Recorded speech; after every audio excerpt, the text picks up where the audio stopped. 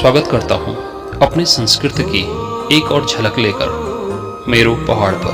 बात करेंगे पशुधन की महत्ता के प्रतीक गौत्यार या खेतड़वा को लेकर। असौज मास वर्षा अपने अंतिम चरण में होती है। चारों ओर हरियाली ही हरियाली दिखाई देती है। सीढ़ीदार खेतों में विभिन्न प्रकार के अनाजों, दालों के पौधे, बालें, फलियां देखने को मिलती हैं, लेकिन उनमें पकने में कुछ दिन शेष होते हैं। मध्य हिमालय क्षेत्र का मानव भादों के महीने में कई मेले, त्योहार तथा अन्य उत्सव मना चुका होता है, जैसा कि आपने पहले हमारी वीडियो में देखे होंगे। अब वह उन पशुओं के नाम पर भी उत्सव मनाना चाहता है जिन पर उनका संपूर्ण जीवन निर्भर रहता है। बिना गाय बैल के यहाँ के मानव का जीवन अपूर्ण है। इसलिए असौज संक्रांति का दिन उसने पशु त्योहार के रूप में मनाने का निश्चय किया और इस दिन का नाम दिया गायत्यार या गौत्यार, अर्थात गाय का त्योहार। प्रत्येक उत्सव या त्योहार का संबंध धार्मिक अनुष्ठान से जुड़ा रहता है। इसमें देवता अथवा भली आत्माओं का आह्वान, पूजन, श्रवण किया जाता है तथा बुरी आत्माओं को बाहर निकाला जाता है। मान्यता है कि कुछ बुरी आत्माएं पशुओं के गोष्ठों में जाकर उन्हें कष्ट दिया करती हैं। इस प्रकार की एक बुरी आत्मा बूढ़ी या बुढ़िया के रूप में कल्पित की गई है। इस बूढ़ी को गाय त्योहार के दिन जलाने की परंपरा है। यह परंपरा कब से चली आ रही है कहा नहीं जा सकता। हो सकता है कि पशु पालकों ने जब से पशु पालन आरंभ किया हो तब से ही भली बुरी आत्माओं को की भी कल्पना की हो। श्रीमद् भागवत में कथा आती है कि कंस द्वारा भेजी गई पूतना श्री कृष्ण को मारने के लिए गोकुल पहुंची तथा छोटे से कृष्ण को उसने अपने विष भरित स्तनों से लगाया तो कृष्ण ने उसका विष के साथ उसके प्राण भी छीनना प्रारंभ कर दिए। पूतना ने श्री कृष्ण को हटाने का प्रयत्न किया, लेकिन कृष्ण ने उन्हें छोड़ा नहीं। अतः वह कष्ट से पीड़ित हो अपने स्वाभाविक रूप में आई। अंत में वह गोष्ठों से दूर वन के निकट गिर पड़ी तथा भगवान श्री कृष्ण की कृपा से वैकुंठ लोक चली गई। गोकुल के गौपालकों ने उसको वहीं पर जला दिया। कहते हैं वही पूतना बूढ़ी के रूप में आज भी जलाई जाती है। जिस प्रकार गोकुल के ग्वालों ने पूतना के जले अंगों को चारों ओर बिखेर दिया था, उसी प्रकार बूढ़ी के अवशेष अजली लकड़ियों के रूप में आज भी बिखेरी जाती है। असौज संक्रांति या गौत्यार के दिन प्रत्येक पशुपालक अपने पशुओं के लिए अत्यधिक मात्रा में हरी घास काटकर एकत्र करता है। गोष्ठों की अच्छी प्रकार सफाई करता है। सायंकाल गोष्ठों के आंगन तथा आसपास की भूमि, यहाँ तक कि गोबरों के ढेर तक हरी भरी मुलायम घास बिखेर दी जाती है। दुधारू पशुओं का दूध निकालकर उनके सामने विभिन्न जाति प्रजातियों की इतनी हरी घास डाली जाती है कि सारी रात खाने के पश्चात भी दूसरे दिन सुबह तक उसके सामने घास का ढेर बचा रहता है। जो पशु आज के दिन घास खाते खाते नहीं थकता या अघाता, वह कभी नहीं अघा सकता। वह निर्बल ही बना रहता है, ऐसी मान्यता है। घास डालने के बाद स्वामिनी पशुओं को आशीर्वाद देती हैं।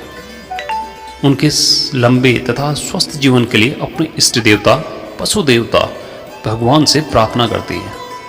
इसके पश्चात चीड़ की लकड़ी की मसाल, दराती, बिच्छू घास तथा कुछ कष्ट निवारक तांत्रिक जड़ी बूटियों को लेकर गोष्ठ के कोने कोने से उस बुरी आत्मा को बाहर निकालती है और मुंह से बाहर निकल बुढ़ी, बाहर निकल कहती हुई जाती है। एक क्षेत्र में स्थित सभी गोष्ठों की स्वामिनियां इस प्रकार बूढ़ी को बाहर निकालकर जलती मसाल के साथ उसे उस स्थान पर पहुंचाती है जहां पर बूढ़ी का प्रतीक बना होता है। गोष्ठों से दूर जंगल के किनारे पर कई दिन पहले से ग्वालों द्वारा प्रतिदिन सूखे झाड़ झंझाड़ जमा करते रहने से बूढ़ी बनाई जाती है। कहीं कहीं तो इस निर्माण को पूरे एक माह पूर्व ही प्रारंभ कर दिया जाता है। सब उस स्थान पर पहुंचने पर मसालों से एक साथ उसमें आग लगाते हैं।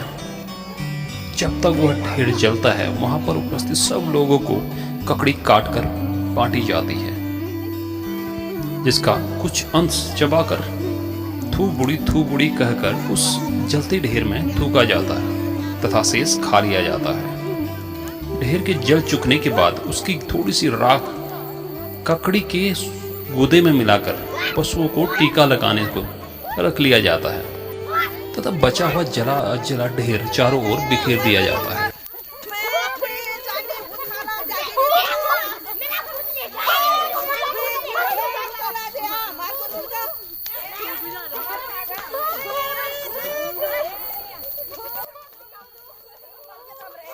इसके साथ ही समारोह समाप्त हो जाता है। पश्चिमी कुमाऊं में बुड़ी को खतरवा के नाम से भी जाना जाता है। वहां पर भेलो खतरवा भेलो कहते हुए इस आग को नागने की परंपरा है।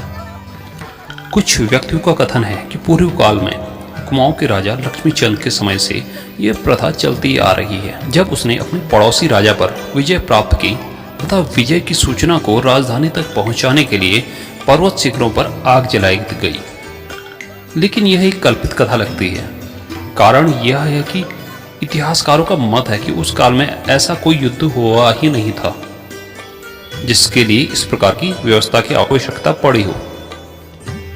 दूसरे, पश्चिमी नेपाल बैतडी, डोटी और बजांग के जनपदों में कुमाऊं के चंद राजाओं का शासन कभी नहीं रहा, जहां पर यह उत्सव अधिक हर्षोल्लास से मनाया जाता है। गाई जात्रा हजुर गाईको पर्व यो चाड नेपालमा र विशेष गरी काठमाडौँ उपत्यकाका नेवा मनाउने गर्दछन्। वर्ष जसमा गाईलाई सिंगारिएर सडकमा हिँडाइन्छ र दिवंगत व्यक्तिहरूको सम्झनामा भजन कीर्तन समेत गरिन्छ। नेपाल पर चंदू का तो शासन रहा ही नहीं, तो बुड़ी जलाने की प्रथा वहां पर क्यों पहुंची? अतः उस प्रथा को किसी युद्ध की विजय से जोड़ना युक्ति संगत नहीं होगा।